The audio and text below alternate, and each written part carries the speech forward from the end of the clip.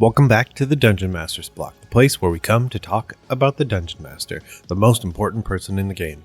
I'm one of your hosts, DM Neal, aka Jote Maniac, and today we have a returning guest, a special guest, a little bit late. The book has been out for a while, but to help get a feel for the mythic Odyssey of Theros, we are going to be doing a Divine Spotlight on Pharika with Adam Lee, who helped design the original set in Magic and the book itself.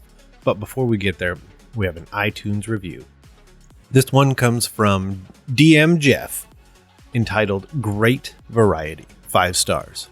I loved the Ocarina of Time episode. There it is. Thank you, DM Jeff. I also loved that episode, and I love Ocarina of Time. But that's it. That's all I got. So without any further ado, let's head to the meat. I'm starving. We ain't had nothing but maggoty bread for 3 stinking days. Why can't we have some meat? The flat meat's back on the menu, boys. So today for the meat, we are going to talk about, and I am going to stop right there. How would either of you pronounce this god? Oh, I feel like I should go first since Adam probably knows how to pronounce it. I think it's Pharika. I could be way off. I've never actually heard anybody say it.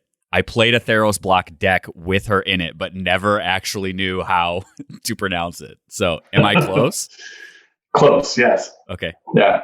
But that voice you hear, and before we get the answer, is a returning guest. I'm so excited. Adam Lee, the story guy for Dungeons & Dragons, and a world builder for Magic the Gathering. I think one of those worlds happened to be Theros, so he is on because we are definitely going to be talking about a god in this Divine Spotlight episode from Theros, and of course, we'll talk probably a lot more Theros and how that works when we talk about it.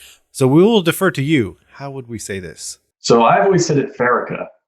However, in all things Dungeons and Dragons, there's I guess maybe Magic the Gathering for that matter as well. Whatever you pronounce it at your table is correct for you. So, but when we came up with that character, Pharika was how we said it. That's just one god. But you heard it, Neal. But you heard it. I am right. However I pronounce it at my table. So.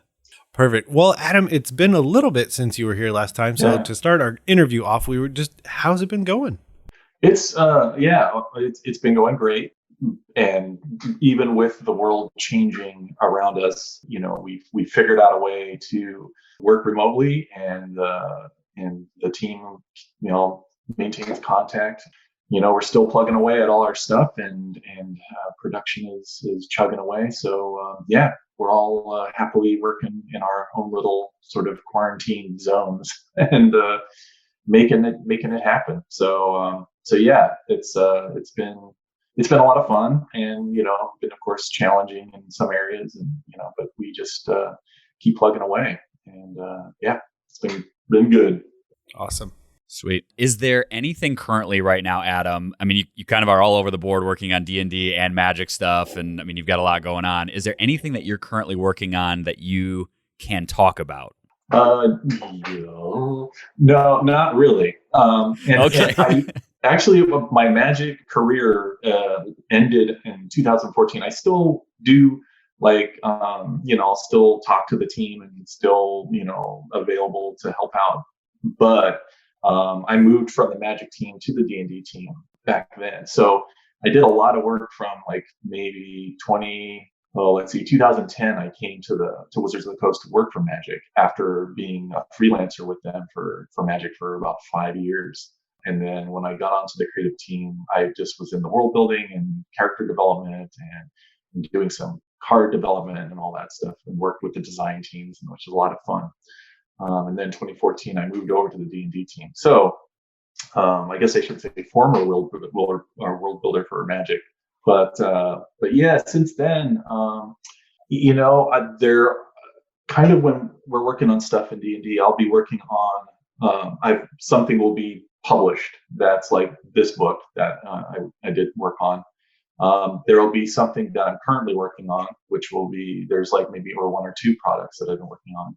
And then there's products that are sort of yet to be. They're kind of in ideation mode at this point. And I can tell you that the one product that's in ideation right now, I'm so excited about. It's amazing, and I really hope that it all gets greenlit and goes through all the hoops to get to the point where we're actually teeth in working on this thing. It's very exciting, very different, and it's something that I think D&D fans will do backflips over. So, because I'm already doing backflips. So. Well, it kind of sounds like we have something else we have to bring you on in for on the future to talk about. Oh man, yeah. If it happens, I will be talking up a storm. Yeah.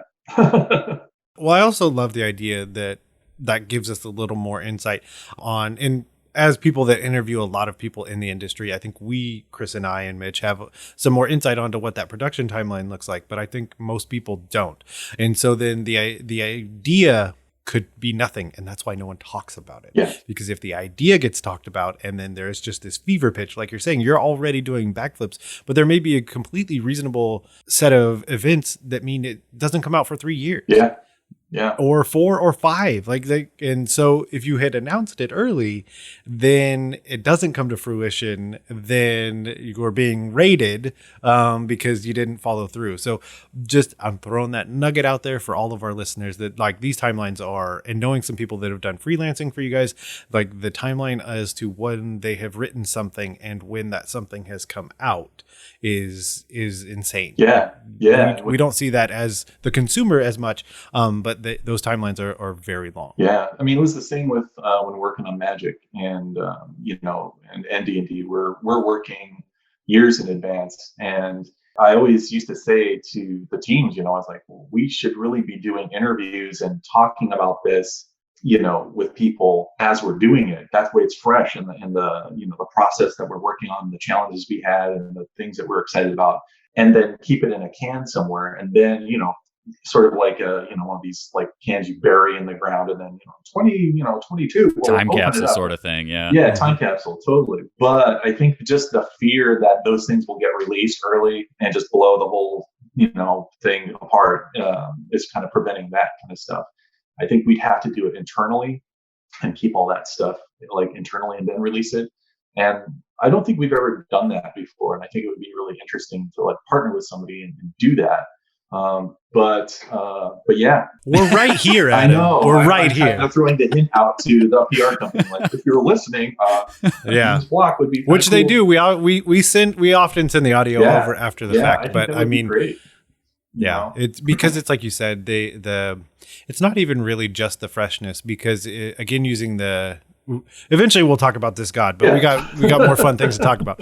But the interesting concept that like for the freelancer that I know, she worked on a book, and it's more fresh for her because that's what she worked on as the one D&D book. Yeah. But for you, it's like I worked on Theros 3 years ago, and I've got like this one that I'm doing backflips over right now, and then I've got this one that I'm working like in the trenches trying to work and get it done.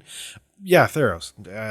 Thankfully, I also did it on Magic, so I can remember everything. But yeah, because after working on Theros, which was year or two ago, then it was like now I probably worked on 4 different products, all of that are going to be released like bang, bang, bang, bang, bang. Because I'll work on source book kind of material stuff, like things like we have like the big adventures, and then we have like something like Xanathars.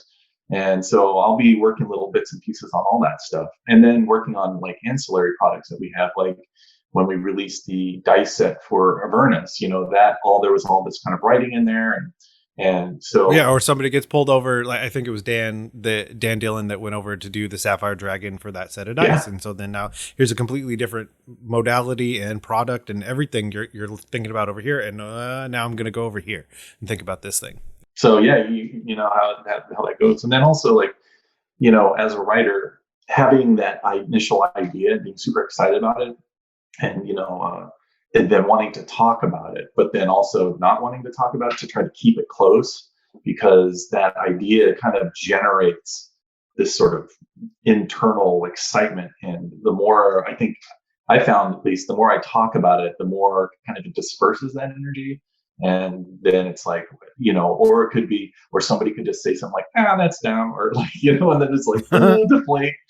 I think that's true for like just being a dungeon master in general too. Like there's so many stories and ideas that, like, I said this to one of my players last night after we got done playing. I was like, there's so much I want to tell you all. Like there's so many things and I don't have anybody to tell it to, because then it would ruin everything for you, or you would think it was dumb, or, whatever. Yeah.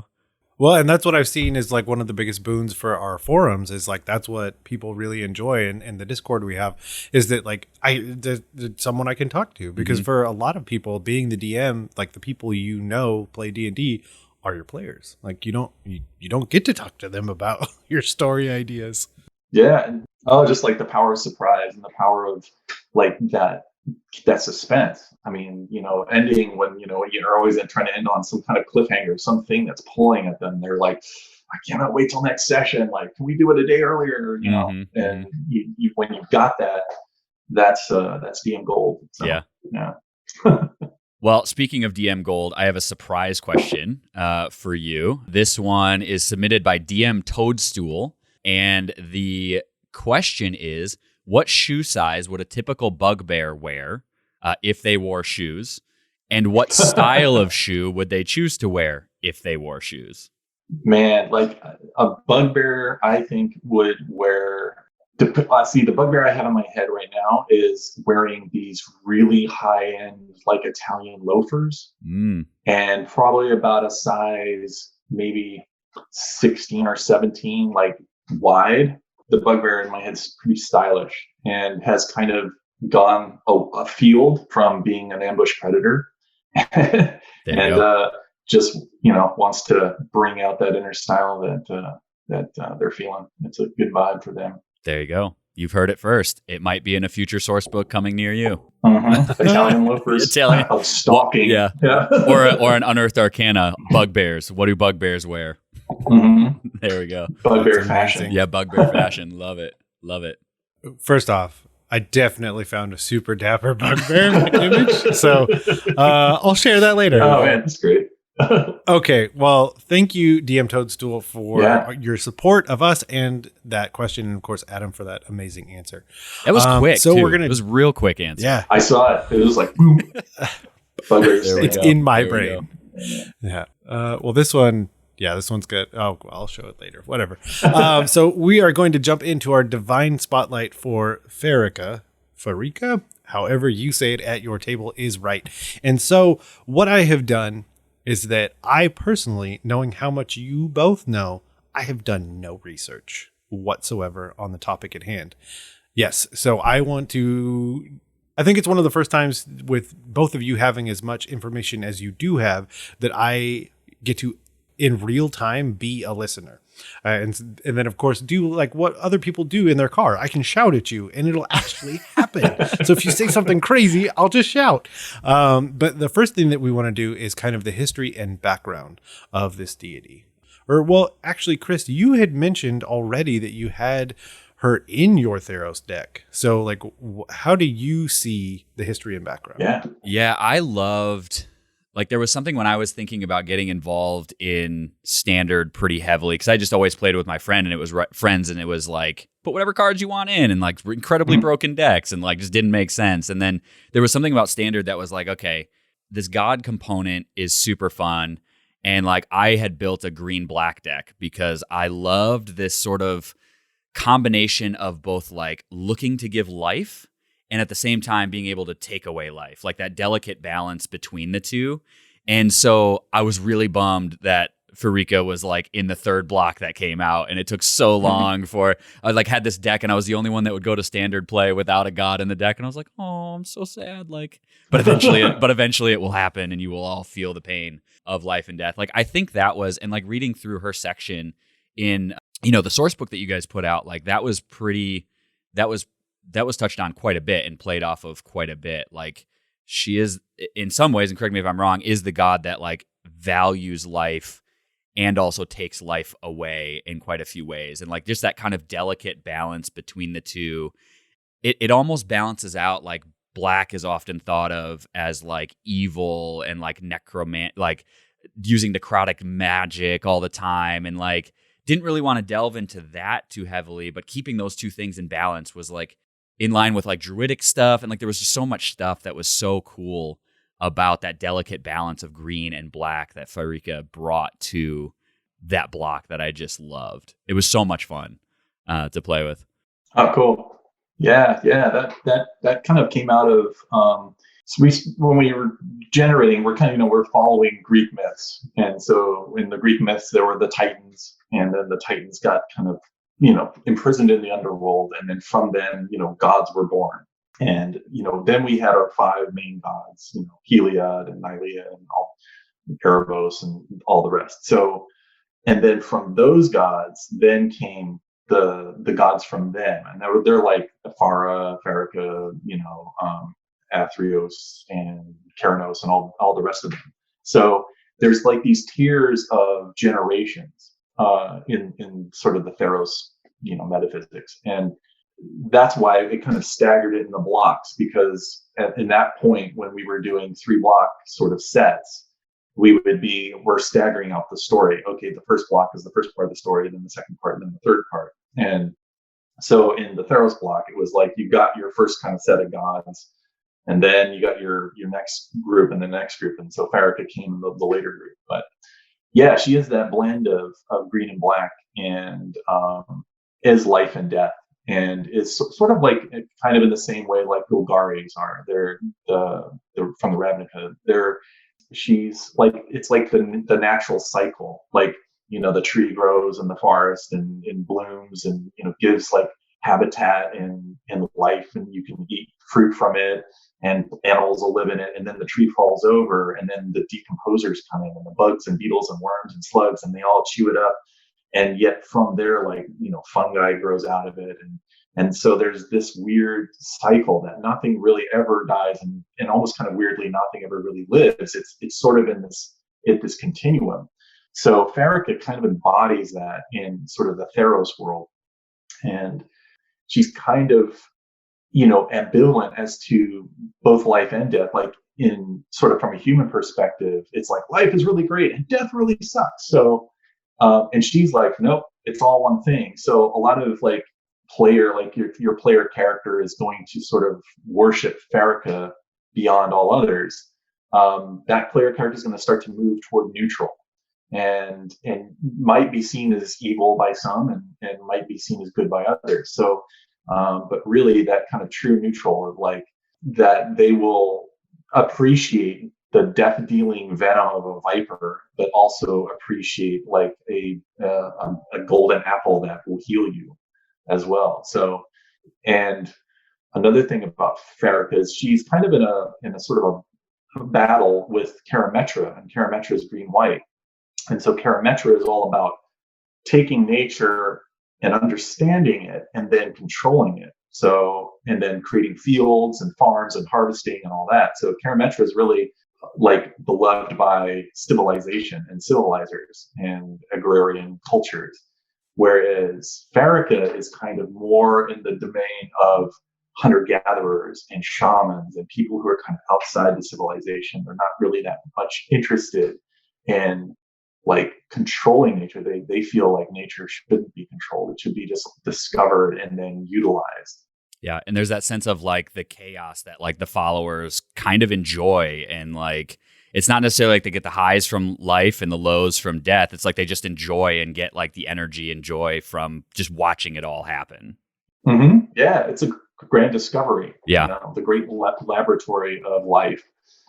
There's all these mysteries. So, and I think chaotic neutral, like you were saying, chaotic neutral sounds perfect because, and I think sometimes we'll view chaotic as like an internal thing of the player character, but it also has the ability to be the response to external. And so then you're just taking in whatever you're taking in, and you're just going to respond with whatever is happening, rather than like I said, it's the external pressures that give that chaotic nature. Because like you said, it could be that I take this golden apple or I kill this because it needs to die.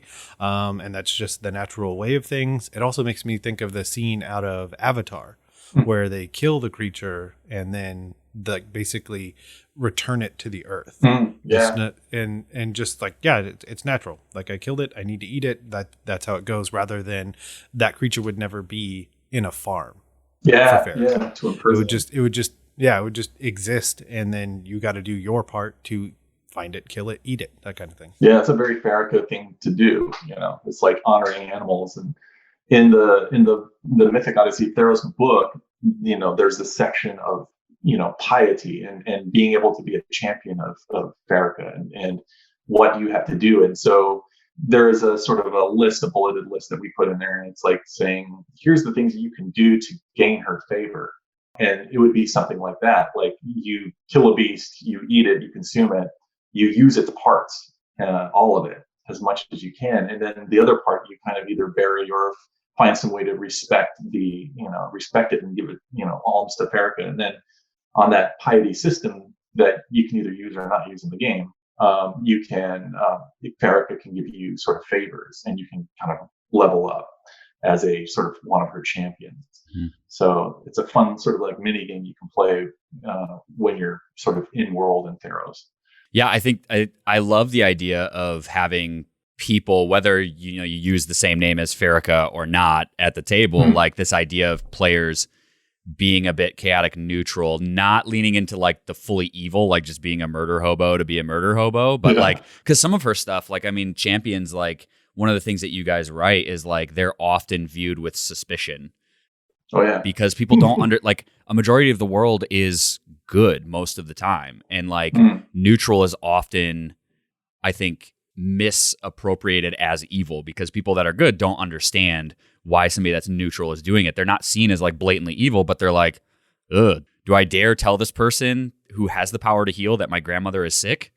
Because they might come in and be like, well, she's sick and I need to kill her to discover something, like about this, or they might come in and be like, yeah, I have this new like blood that I harvested from this beast that has healing properties, and I want to test it out on her. I have no idea if it will work, but that's the risk that we're going to take, and like, if somebody were to come in and say that about my grandmother, they might have every good intention, but I'm probably going to err on the side of like, I'll probably go with somebody that I know can actually heal with something proven rather than testing it, Yeah. All the sort of like followers of Pharika, they have that sort of mystique about them. They've gone outside, they're on the fringe because, like in sort of the Greek myths, there's, the civilized world and then there's the monsters outside the walls. And that's sort of the theme of one of the themes of, Greek myths. And the further out you go, the wilder it gets. And the idea of the horizon being this sort of unknown zone where, if we can sail to the horizon, we can get to the edge of the world and fall off, and then we're in sort of, some otherworldly space. So there's this idea that Pharika has hidden secrets of the universe, like she's hidden secrets of life and death in the natural world, and in some of it's in the underworld. And that as a follower of Pharika, you have to be willing to get outside of your nice civilized walls and go into the real wild spaces where the monsters are, especially the Medusas and the giant snakes. These are the things that are Pharika's like kind of representative of her. And if you encounter these creatures, then you have to kind of approach them with like the utmost respect, because they're very deadly and they have powers that you don't really understand. But then also the rest of the world, like you might find a weird tree or a strange vine or a fruit or some kind of plant that you haven't seen before, and then trying it out. Like, do I eat it? Do I, burn it and inhale the smokes, like to receive visions from Pharika and to discover these mysteries about, what your destiny is. That's another thing that DMs can definitely play with, is this idea of destiny. And that as a hero, you've got the heroic sort of impulse is to kind of wake up out of the weave of fate. And then once you've kind of woken up out of the weave of fate, then you can attack your destiny and go see if you can achieve it. And then as you're following Pharika, she's going to lead you through the laboratory of the world to discover like, what is my destiny? What are these quests that she can give me? And they can come in all kinds of crazy ways. You know? Yeah, I love like my players right now are in this jungle area of the world, and like the thing that I'm playing with is there, and none of them are listening to this, so they have no idea what I'm talking about right now. So this is great. But like I've been toying with that idea since I knew that this was coming up, of like Medusas being these really powerful healers, actually. Of like awesome. Like one of the things that I saw in the source book, and I'm looking at it right now, is it says like Pharika's clerics believe that they are better healers because they are so well acquainted with death, you know? And so like this idea of Medusas being these really powerful healers in the world, having, you know, you talk about the pools in the source book of like, you might die or you might live going into it, you know, but like players coming and having like the utmost respect for Medusas, or not fully understanding and hearing like this like ritual or this like rumor of these really powerful healers that live deep in the jungles, but the only way that you're healed is being brought as close to death as possible, you know? Yeah. Like I think about like, I mean, that's essentially like having somebody in my family who just went through chemo. Like that's essentially what's happening. Like you're being brought as close to death as possible and then being brought back to life, you know? So like, is there this really powerful healer who you might have to risk it all for getting rid of this curse, you know, but no other healer who doesn't bring you as close to death is able to heal you from it. Like not even a greater restoration spell will work, but you have to maybe either be killed all the way, be turned into stone all the way by this Medusa or whatever it might be, in order to be brought back fully to health. Like it's this very like chaotic, neutral sort of thing that it's like your players really have to risk a lot at that point, you know, to be willing to either have themselves be healed or somebody else be healed, you know? Yeah. Yeah. That's awesome. That's great. I mean, I as you're saying that, I'm like thinking in my head, like could be this fun moment where you actually, the character has to die. And then you've got your death saves. And in those death saves, you're having this sort of ordeal with where Pharika shows up or some kind of spirit or whatever that, you know, is saying, you know, like you can either come. And here's the great thing about this setting is that when you die, the game's not over at all. Like there is a whole other world of the underworld that you can go to. And as a DM, you can say, that was my intention all along, that you are supposed to die and you're supposed to go on this other journey into the underworld where you can have a whole giant adventure down there, super rich. And, you know, you can have the player characters that are still alive go like, oh my gosh, our buddy just went down to the underworld. Now we got to go down there and find them. And the person in the underworld can actually give them a shortcut and say, hey, I figured out something now that I'm down here. Here's a quick, you know, then you take your whole thing into the underworld. And Pharika can for sure be down there, even though it's technically the lair of Erebos. But Pharika and Erebos both share this sort of like this bond with death. So she's just happy as anything being down there. And she could point out, like, say, there's something in the underworld that I need. There's a plant down there. There's a tree down there. Or there's this mineral that's deep underground, and you need to get that to bring it out. So yeah, it's endless. But yeah, well, even the intentionality of it too, because if you had a player that was committed to the idea of Pharika and choosing to go to the underworld, the other thing that I thought was you could also kind of run two groups simultaneously at that point. Like, do you have another NPC that could easily be taken over by that player? And then now that's the group not in the underworld. And then you have these NPCs that they interact with that your other players could jump into that are in the underworld. And so you could have these two things that are tying back and forth to each other and then eventually connect. Also, I love the idea that a cleric of Pharika sounds kind of like a modern day doctor. And I think that's one thing that we don't necessarily think about as much, is that like modern day doctors, if you think like in a really intensive ICU, like they see death all the time. Oh yeah.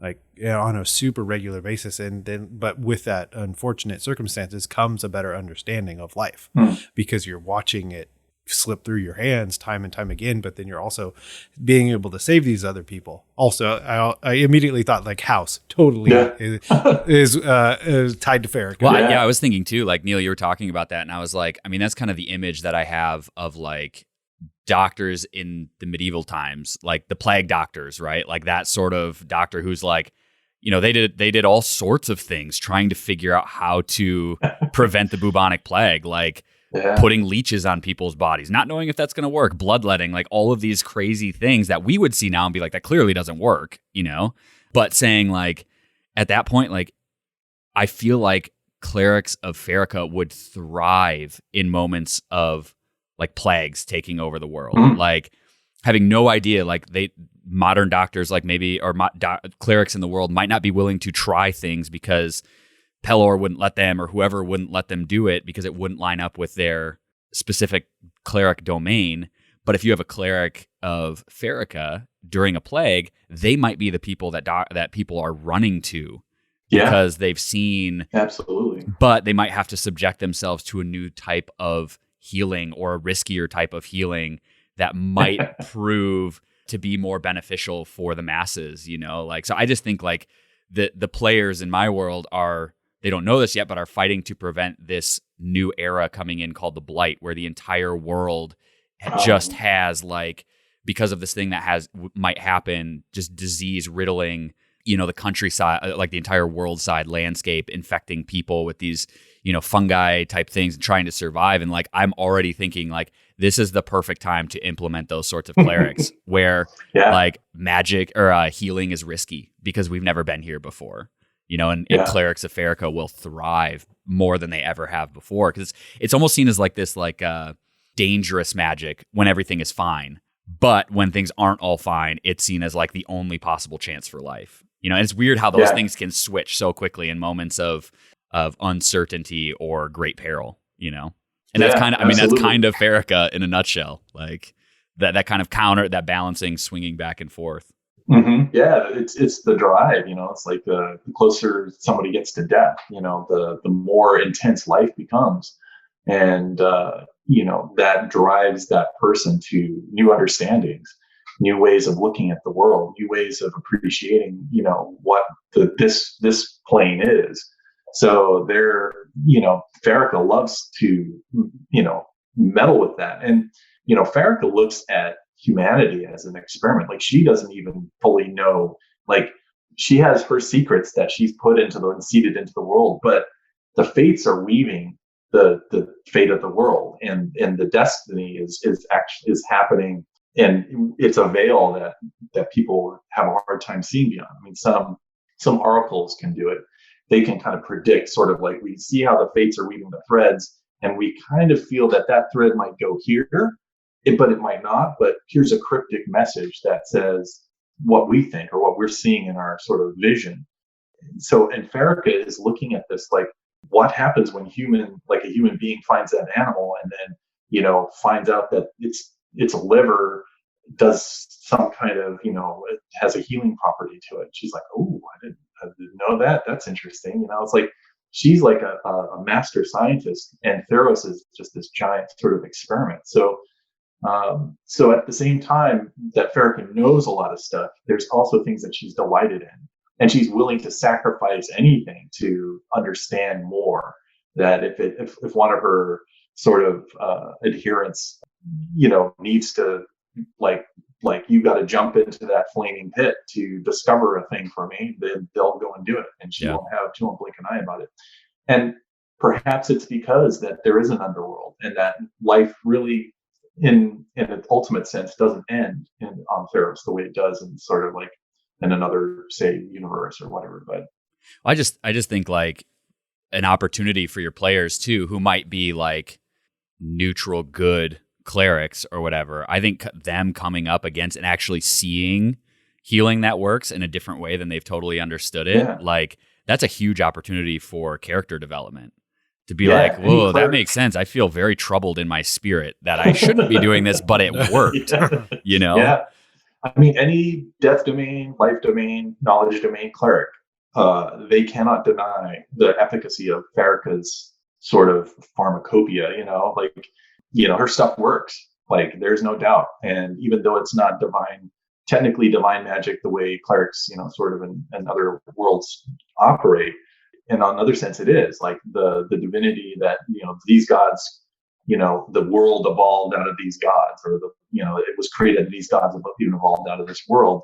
It's like, it's all this sort of divine energy of Theros. So those clerics, when they see that stuff, they're going to be like, wow, maybe I do want to look into Pharika. And that's one thing that Ari Levitch and I have chatted about. And he brought up this point that was kind of interesting, and I think it's really relevant, is that that like Greek mythology, like a person in ancient Greece didn't worship just one god and was like, I'm a Zeus guy all the way. They worship the whole pantheon, and likewise in Theros, it's set up to that you kind of want to push all in with a god, but it would be fun to have like either the piety system or just generally, I don't know, kind of homebrew it from there to say, how is it that, like I can worship the whole pantheon and try to appeal all of them. And as I become more and more of a champion, things kind of get crystallized. And so as I get higher level, gods might start to vie for my, to use me as a pawn in their master game. And I might start to resist against the gods, like, you're not the boss of me kind of deal. So there's this like sort of push pull between, as a player gets higher level, between the gods, sort of like there's a blip on their radar, and then all of a sudden the character gets high enough level, and then the gods are like, oh, now I want to take control of that. Yeah. And I think that's a fun thing as a DM to play with as your players kind of evolve and grow in the Theros world.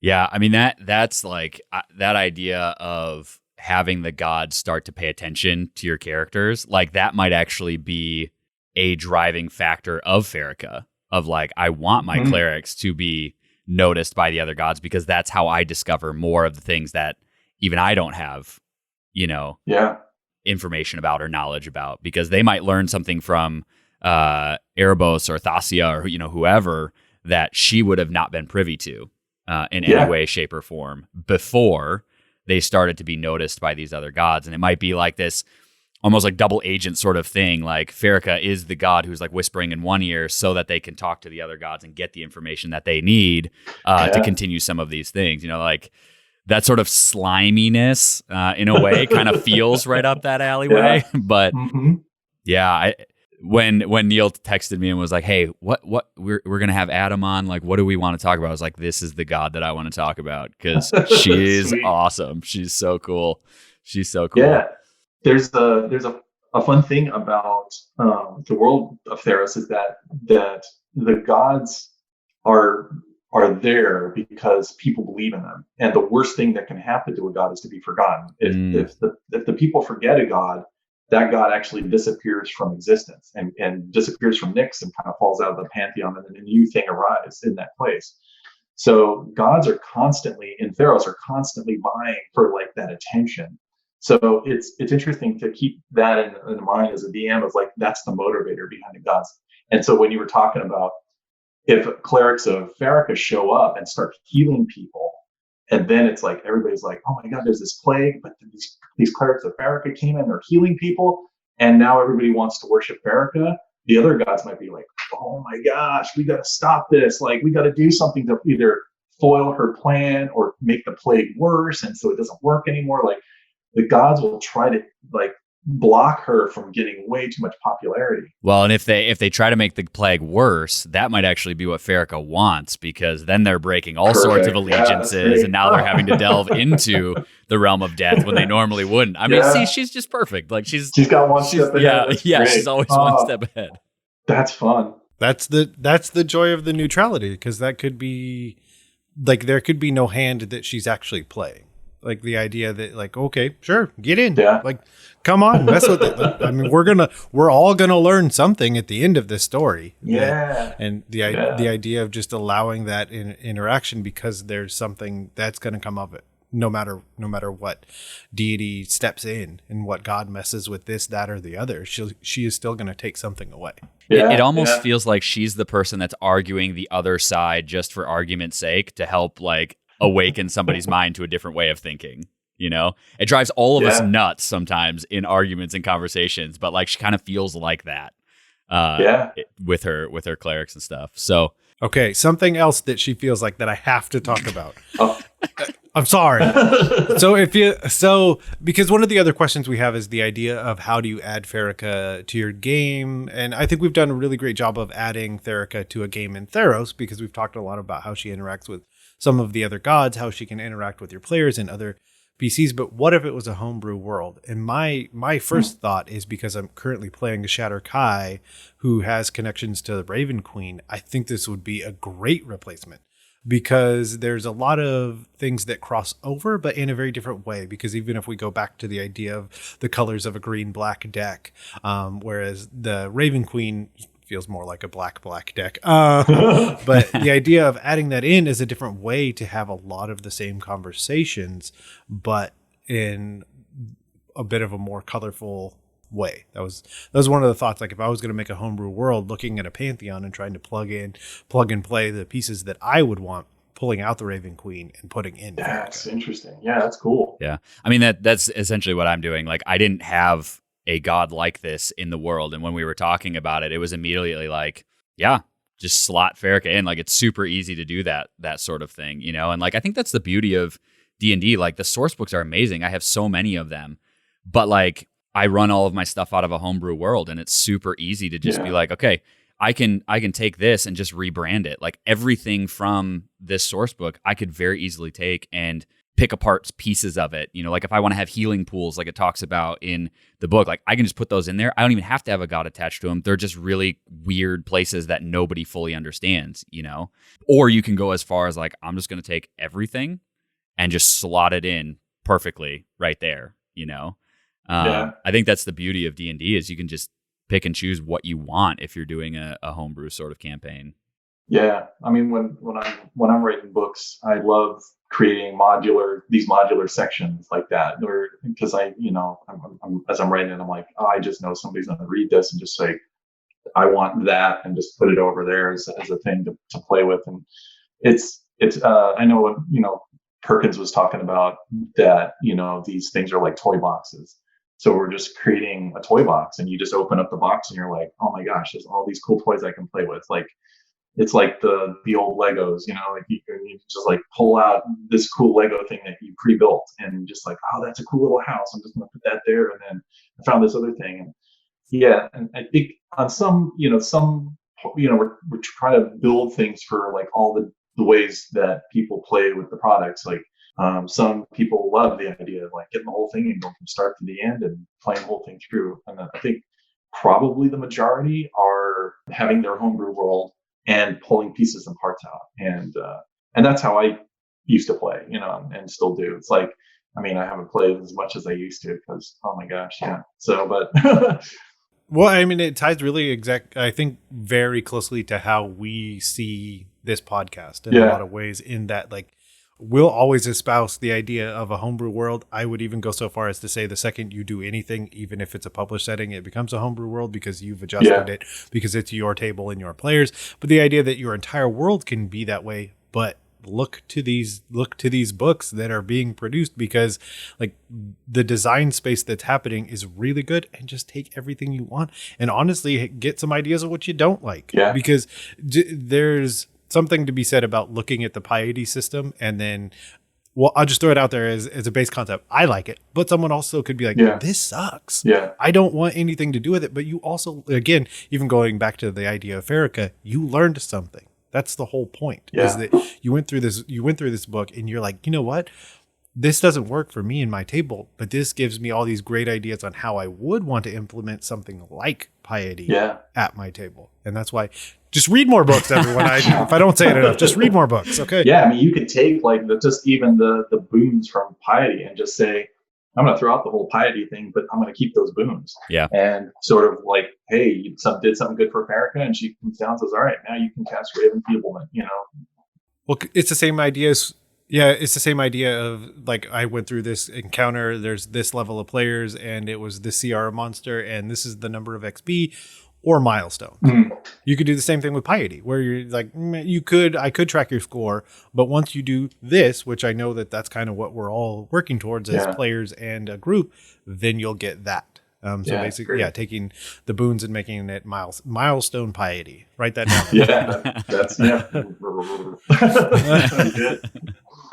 are there other deities that you both can think that would replace or that she would interact with? Because that's another fun conversation to have, is if I put her somewhere, because we talked about working kind of alongside Erebos, is there another deity good, like either conflict or work alongside? Yeah, she can. Well, the conflict for sure is Karametra, who's Karametra and Afara are both kind of linked together because they're the sort of civilizer gods, and they're the ones who Afara is like sort of the builder of the polis and the big cities of Theros, and Afara is the one who's trying to bring wisdom and democracy and education and languages and philosophy all to the people and sort of raise them up out of this sort of what she would say is like a lesser state.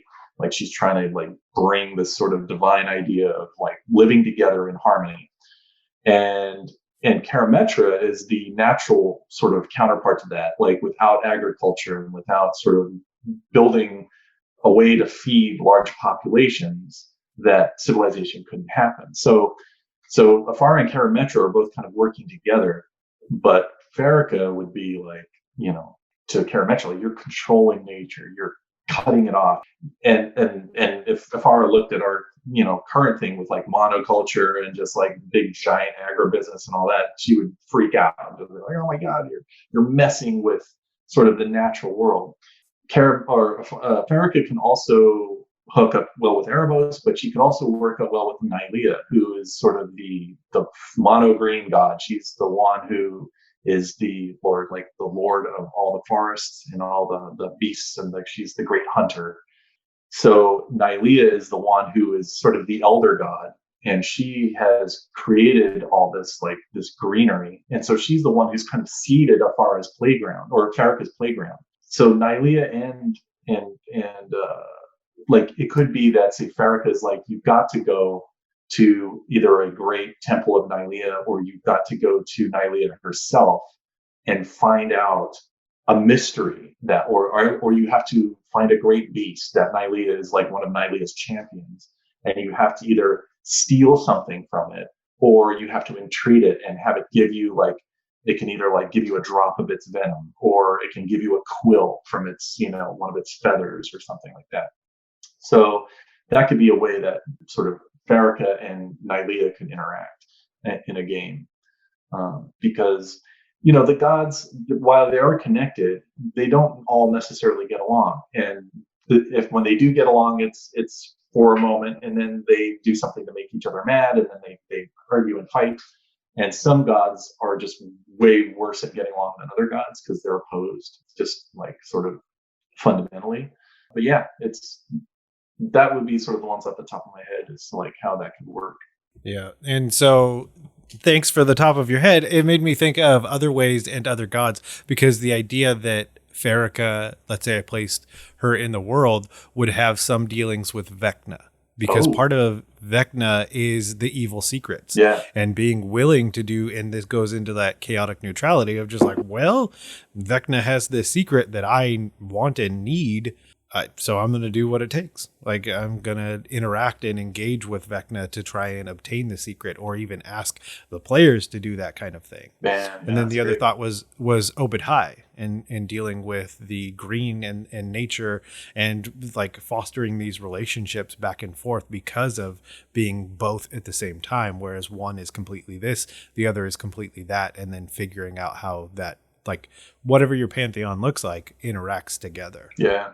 And then, of course, if like Pharika and Vecna start to interact, Vecna, of course, is going to try to, win everything and take all the marbles home. And then, depending on how that balance starts to happen, that's going to bring in somebody like Mordenkainen, who's always on the lookout for imbalances in the multiverse. And so you then have this big, massive wizard showdown. Which always ends well for everybody. It's always a mess. And it's great because, you just pulled a god from the Theros pantheon, but then you kind of brought in two sort of old school D&D gods.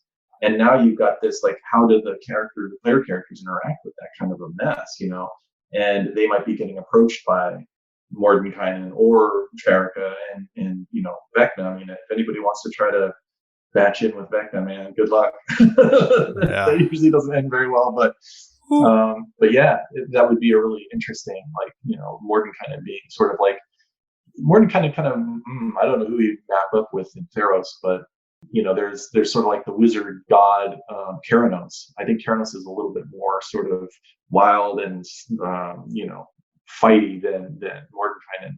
Mordenkainen's more of a watcher and a plotter and a calculator. But Keranos is definitely a thinky god, and but is known just to hurl some thunderbolts when things get kind of crazy. So, but yeah, that's fun. Which goes back to that one guy that I'm still a fan of and I can't get out of my brain. I'm all in on Zeus. It's like, I'm all in Zeus. Here we go. Big fan. Yeah. Big fan of might have to have him on the podcast. Yeah. Awesome. So the other thing that we have that we often give out to our listeners is homework, which obviously it's the best kind of homework. It's reading, it's watching, it's interacting with media to get a better idea of either Pharika or gods in Theros. So yeah, do we have any media that we think others should consume to get a better idea of what we've been discussing?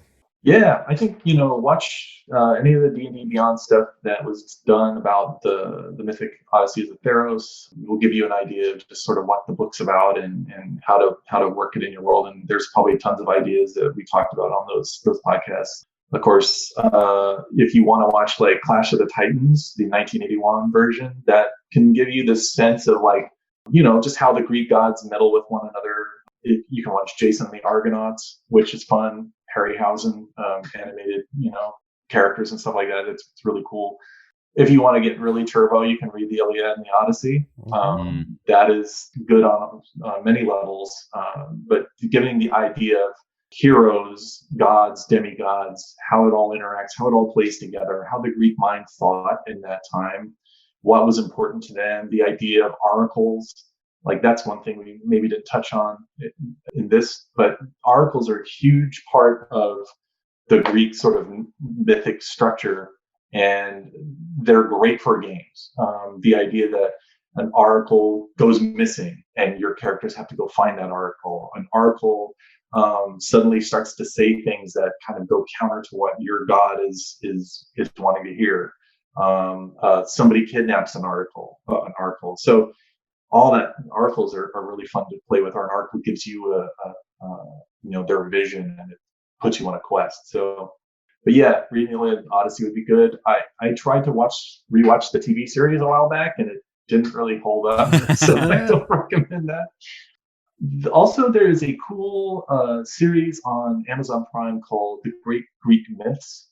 And it's sort of, it's really fun. And I recommend that as well as somebody who wants to just kind of get an overview of kind of how Greek myths were told. And there's a lot of fun ideas in there just to throw in your own game. I remember there was also a fun, just for Pharika, I remember watching a show called The Nick. And it was about turn of the century surgeons.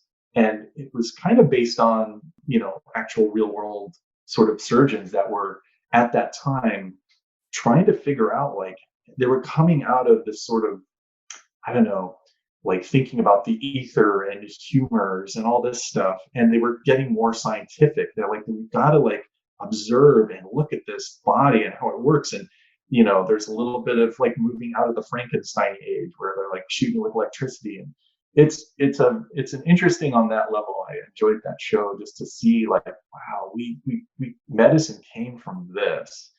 This idea of experimenting on people. I think Chris, you were talking about that earlier, just how Pharika's clerics could just be experimenters. They're just well, maybe this will work. And hey, they learned. Great. Yeah, that worked. Look what we learned. Yeah. And so a lot of this, they would have these operating theaters where they would sit the person who's suffering in agony on the table. And then people are looking around. They're well, we're just going to cut into this guy. He's going to die if we don't. So we're just going to do it. They were just kind of these volunteers out of, necessity. These people were just I'm in agony. You got to help me. And they're just well, we're going to put you on a slab. We're going to experiment because we don't know what's wrong with you. We really don't until we cut you open. And, oh man, it's rough. But, I think Great Greek Myths on Amazon Prime is really good, so check it out. As mentioned before, there's a lot of story that goes into Magic the Gathering. I think if you're on the outside looking in, that's probably not what you would think. That super great art, awesome cards, and then this pun sounds terrible, but that's not the end of the story. But there's a lot that goes into it. Just a quick Google search, and I have multiple like large articles from like 7 years ago about the journey into Nyx involving Pharika, different secrets that she's hidden in Basilisk blood that most people die trying to figure out. Because of course they do. But so there's a lot that is already there on the back end, even before Mythic Odysseys of Theros. So yeah, the back of the old Magic machine, man. There's a lot of stuff online. You can type in like Planeswalker Guide to Theros. That the little booklets that came out of the Fat Packs. Oh, those are the best. Yeah. So I probably wrote one or two of those myself, and I'm sure Doug and Jenna pitched in as well, as you know, because those were the ones who made Doug, Byer, Jenna Hill, and Brady Donnermuth, Richard Witters. We were kind of the core creative team. Jeremy Jarvis. Those were the good old days. But yeah, I wrote some articles in Uncharted Realms, the Magic the Gathering sort of story site when it was first starting. I wrote a few articles about Theros. I wrote one about Afara and her champion, and I wrote another one about a hero on his quest and a satyr that interacts with him. Just fun little stories, but it gives ideas about like just sort of the vibe and how you can kick off an adventure. So, yeah.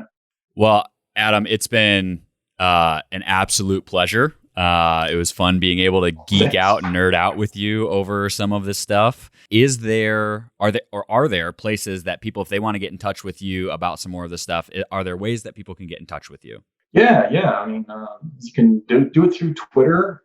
I'm still sort of tentatively on Twitter and off Twitter because sometimes I'm just like doom scroll. It's just like but when I'm on there, and if you have a question, it's at Adam of Adventure.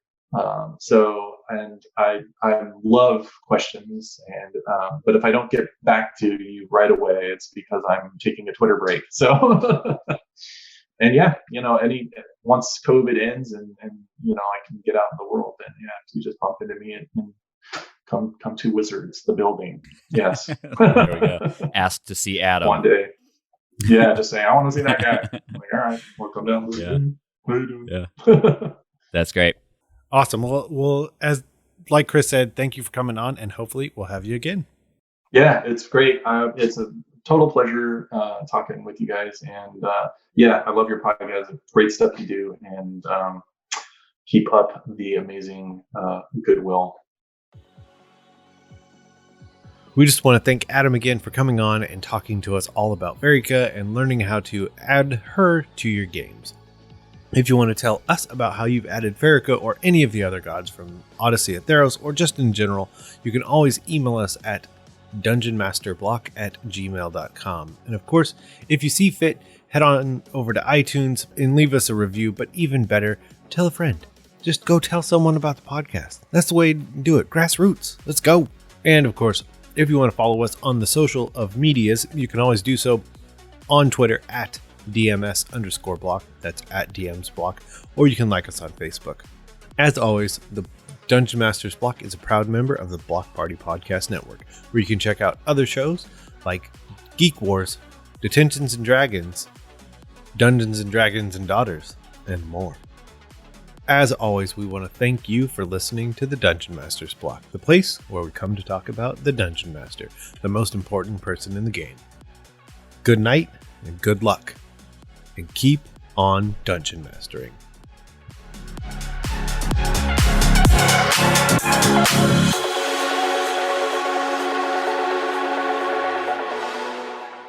It's not inspiration, it's not wisdom, and it's bad advice. At the end of every session, let your players know what their piety score is with you, the DM.